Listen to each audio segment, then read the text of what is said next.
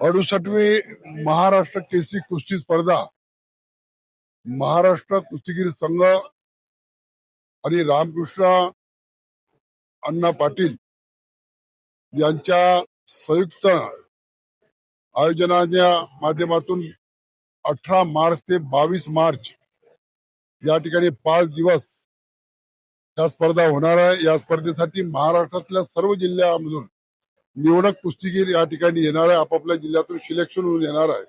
850 कुस्तीगीर या ठिकाणी उपस्थित राहणार आहे आणि 10 वजन गटात मातीच्या आणि 10 वजन गटात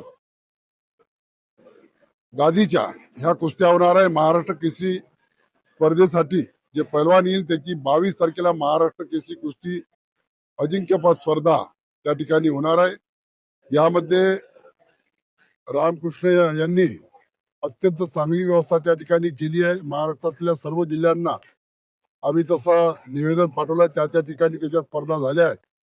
त्या स्पर्धा होण्याकरिता या देशाचे केंद्रीय मिनिस्टर आणि आमचे मुरलीअण्णा मोहोळ हे सुद्धा या ठिकाणी परिश्रम घेत आहेत।